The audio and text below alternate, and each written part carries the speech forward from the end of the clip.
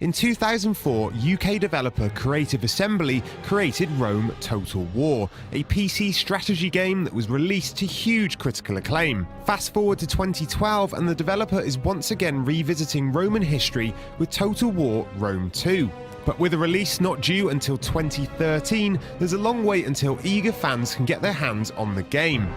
In the meantime though, how about a look at the game in action? We sat down with James Russell from Creative Assembly for an exclusive first ever look at the battle gameplay from the new Total War Rome 2. 2 years have passed, and the walls of Carthage still stand, and they will continue to stand while Rome relies on ineffective commanders and a rabble of broken men. We are wasting coin and men on a futile... Rome must command respect. We must command respect. Respect will not feed Rome's people. Honored senators, I move that we end the siege of Carthage and turn to civic matters. Senators! Senators! The time has come to end this war. That much is true. But end it with blood and fury and glory for Rome. What we're showing here is part of the siege of Carthage in 146 BC. The city had been under siege for several years, and we're going to see old Scipio's grandson, the young consul Scipio Aemilianus, command the final assault on Carthage.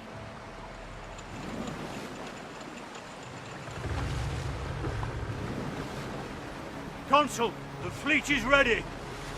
Burn the city, Tiberius. No prisoners, no mercy. Kill them all! Yes, Consul. Forward! You know, we've got Scipio here commanding the Roman fleet approaching the beach. So you can see there the huge scale of the fleet, and the fact that we've got multiple ships per unit, which really adds to the sense of scale. And here's the Roman fleet approaching the beach. So this really showcases a new battle type, which is a combined battle. So you've got naval forces and land forces in the same battlefield. But not only that, you see the men on the ship disembark to fight on land. And so here they're approaching the beach, and they're going to disembark to join the siege. And the combined battles really add a load of gameplay in terms of, you know, cat and mouse around the coast and the defense of the beach versus the defense of the city. And we're really experimenting with different ways to make that gameplay work really, really well. So here you see the guys disembarking onto the beach.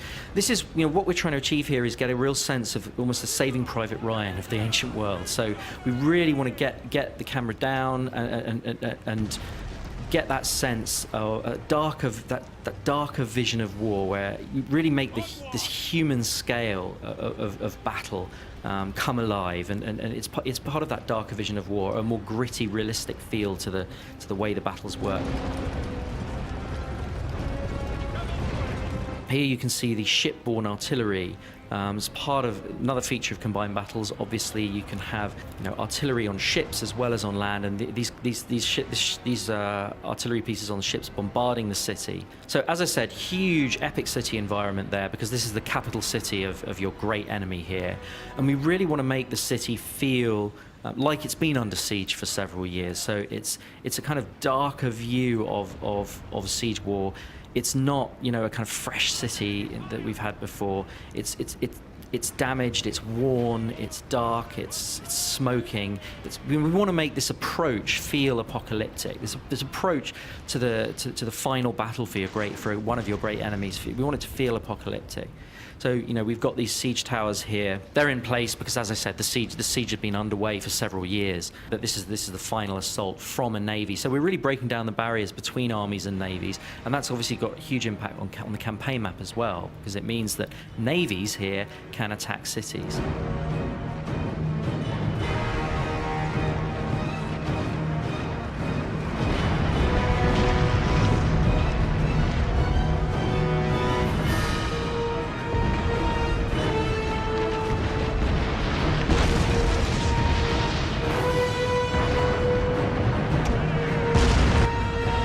This is the tactical view, the tactical overview.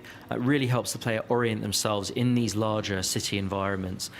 We don't want the player to be controlling the game from this perspective. It's really an orientation tool. We want the player to be able to understand what kinds of because there are very specific relationships in terms of, one particular unit might be strong against another unit, but not against the third type of unit. We want the player to understand what's going on the battlefield. We want the player, particularly in terms of the spatial awareness.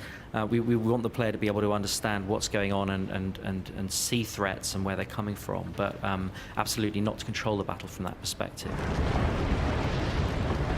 So this is an example of our unit camera, and we're really experimenting with ways to get the player down into the action. Prepare for battle, men. Remember, we fight for Rome! Destroy them! Glory! But it's part of humanizing the combat and really bringing out the idea that these thousands and thousands of men, each one is an individual fighting his guts out. And so we've got things like facial animations, emotional interactions between men that really helps bring out that sense of warfare at the human scale as well as the ground scale. This huge city obviously has multiple capture points. That's something we haven't had before. Where previously you'd have a core battle for a central plaza, but Carthage here has several different capture points, and that means that the gameplay is completely different inside the city. You've got a much better sort of sense of cat and mouse because you've got a reason to have multiple breaches so that you can capture different points. The defender isn't just incentivized after a breach is made to pull back into the plaza and you get this kind of mosh pit. No, instead we've got real cat and mouse gameplay. You've got to defend multiple points. The attacker can do lots of different things. They can concentrate on one point or move to another when they sense weakness. Here you see the Roman fleet coming into the Carthaginian harbour. Again, the whole combined battles adds to that richness certainly in terms of a coastal city.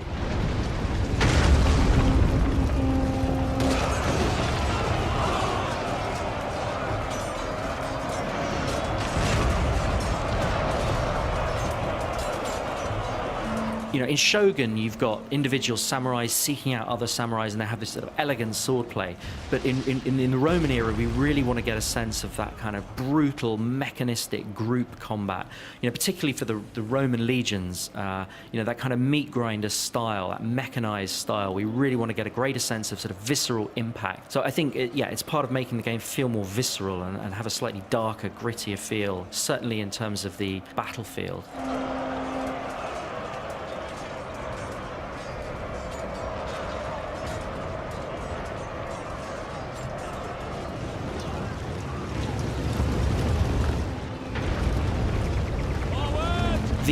The Total War engine, over the years we've learned so much about how to get really optimize the performance in terms of being able to deal with thousands and thousands of men on screen at once, and the fact that when you zoom in you get a huge amount of detail.